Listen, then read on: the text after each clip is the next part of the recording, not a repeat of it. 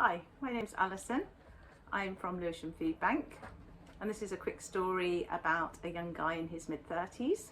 I haven't met him, but one of my colleagues has, and he was struggling with alcohol addiction. The nice thing about this story is that he'd already been working hard to turn his life around, and he was studying maths and English at college and finally got a flat, but obviously had no furniture and had had a long experience of homelessness. This is his thank you for his reconditioned cooker. I wanted to express my sincerest gratitude to you for your generous contribution during these challenging times. Your kindness and support have not gone unnoticed. I'm truly grateful. Your contribution came at a crucial moment, and it made a significant impact on me. It reminded me of how important money is during difficult times, and your willingness to help has touched my heart deeply. Thank you for your kind gesture and for being a beacon of light in my life when I needed it most. I'm forever grateful for your support.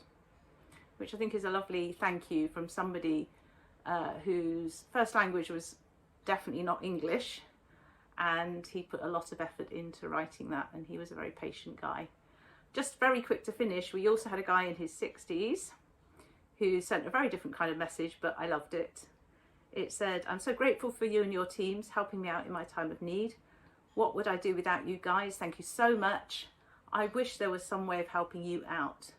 You are all a diamond in the rough. Spelt R-U-F-F. Lovely messages. Thank you for listening. I think one of the more memorable cases from the last few months has to be a lady who we've known for several years. She came to us when she was homeless and a refugee, and we helped her into housing and supported her in her tenancy.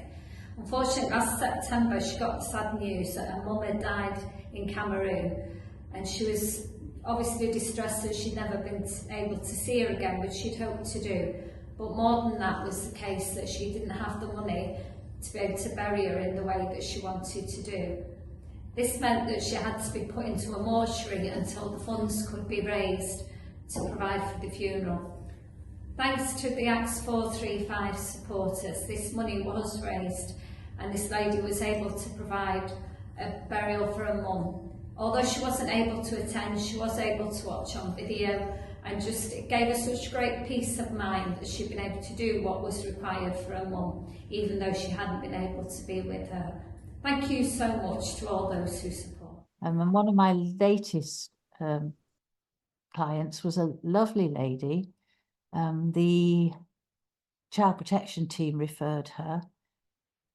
She's fled domestic violence with 3 very young children, and one of them has got severe developmental issues and is receiving disability living allowance. The father is banned from any contact at all. They were really in a bad way, and they were put in a caravan. Eventually, they've got a flat, which another charity has furnished, but couldn't provide any white goods. So they had no cooker, no washing machine, no tumble dryer, and no space to dry 3 children's clothes. Very quickly, our lovely donors fulfilled their needs. All 3 items are now installed in the flat, and this young woman is completely over the moon. She said to me, we're so happy, we're a family again. We've got everything we need to start our lives. And that's what Acts 435 does, and it's amazing. Hi, my name's Ben, and I work for In Churches in Bradford.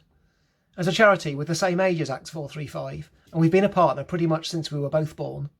In that time, we've been able to support over 600 people with over £90,000 worth of beds, white goods, furniture, and even swimming and kids' boxing lessons. One memorable story from a few years ago was Dennis, who we came across after somebody had pushed burning newspaper through his letterbox, destroying all of his possessions in the ensuing fire. We put in some Acts 435 requests for some basic white goods. The following Monday, we got a message to say that a donor had been in touch, having been so moved by the story that he wanted to give a little extra. Lo and behold, the next day, £2,018 was deposited in our account, and we were able to help Dennis get back on his feet, replacing much of his lost furniture. One of our referrers got in touch last week to say, can I just say what a difference this has made to the people we're supporting, not only in a practical way, but by bringing faith back to people who had given up. Thank you to the whole team at Acts 435 and to the fabulous donors who brought a bit of faith back into people's lives. Hello, and thank you to the generous people at Acts 435 for helping us out with a young man that was looking to start a job but needed various things that he couldn't afford. My name's Rob, and we're a charity that support people with past convictions with starting and finding jobs. This young man was newly moved into the area, looking for a job but struggling to find a job and had literally no money in the bank, so struggling with the means to do it. We introduced him to a construction firm who offered him a job, but he didn't have any right to work ID, he didn't have any site boots that he needed for the job, and he had literally no money in the bank to afford the bus to get there. So with ACT's help, we were able to buy him a birth certificate for his right to work ID, some waterproof site boots for the job, and pay for his first 2 weeks on the bus before he got paid. He started the job, he's now 3 weeks into it, and by all accounts doing really well. So thank you so much for helping make that happen.